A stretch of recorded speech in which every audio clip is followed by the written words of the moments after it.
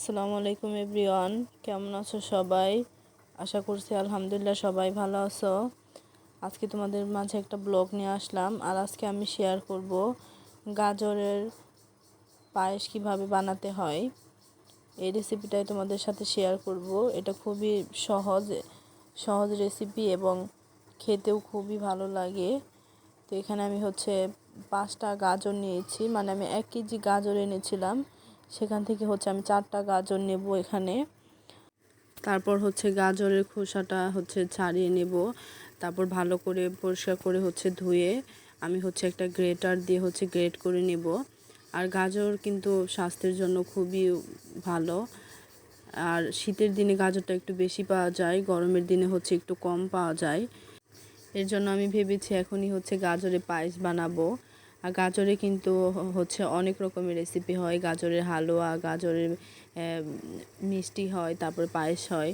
তো আজকে আমি পায়েস রান্না করব। পায়েসটা আমার খুবই টেস্ট লাগে। তো এই তো গাজর আমার গ্রেট করা হয়ে গিয়েছে। এগুলো এরকম করে কুচি কুচি করে গ্রেট করে নিলে ভালো হয়। গ্রেটার দিয়ে গ্রেট করলে বেশি ভালো হয়। তারপর আমি একটা পাতিলের মধ্যে 1 চামচ পরিমাণ ঘি দিয়ে ঘিটা আমি নরম করে নেব। তারপর ঘিটা একটু গরম হয়ে আসলে এখানে আমি দিয়ে দেব এলাচ, তারপর দারচিনি। এলাচ দিলে একটু ফ্লেভার ভালো আসে, এর জন্য এলাচ দিয়েছি। তারপর একটু দারচিনি দিয়ে দিয়েছি। এটা খুবই ভালোভাবে গরম করে নেব, ভেজে একটু ভাজা ভাজা করে নিতে হবে। তারপর আমি এখানে কাঠবাদাম নিয়েছি আর কাজু বাদাম নিয়েছি।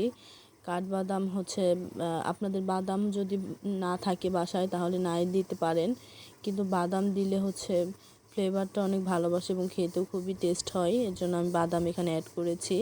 তারপর এটা আমি ভালোভাবে মিশিয়ে নেব। এটা খুবই নরম করে নিতে হবে, বারবার মিশিয়ে নিতে হবে। তারপর এখানে যখন একটু নরম হয়ে আসবে তখন এখানে আমি দুধ দিয়ে দেব। দুধটা আমার আগে থেকে জাল করা ছিল। আগেই আমি 2 কেজি দুধ 1 কেজি করে নিয়েছি।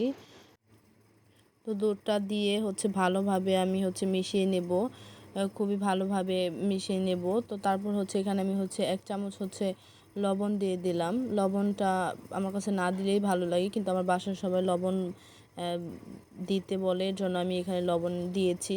লবণটা না দেওয়াই ভালো। তো তারপর আমি এখানে পরিমাণ মতো চিনি দিয়ে দিয়েছি। আর গাজর কিন্তু মিষ্টিই থাকে, এর জন্য চিনিটা এটা পরিমাণ মতো দিবেন। তো তারপর এখানে কিছু নারকেল কুচি দিয়ে দিয়েছি। নারকেল কুচি দিলেও খুবই ভালো টেস্ট হয়।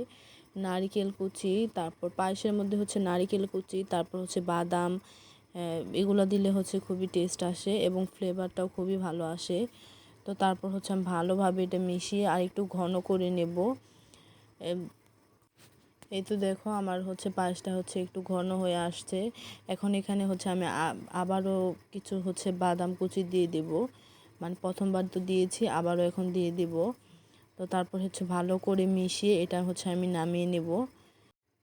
তো এই তো আমার পায়েস রেডি হয়ে গিয়েছে। আমি এখন কিছু বাদাম কুচি করে নিয়েছি, এগুলোই পায়েসের উপরে দিয়ে দেব। এটা মানে বাদাম দিলে ফ্লেভারটা আমার খুবই ভালো লাগে, এর জন্য আমি বাদাম একটু বেশি দেওয়ার ট্রাই করি। তো আজকের ভিডিওটা এই পর্যন্তই। দেখা হবে নেক্সট ভিডিওতে। সে পর্যন্ত সবাই ভালো থাকবেন। আল্লাহ হাফেজ। আসসালামু আলাইকুম।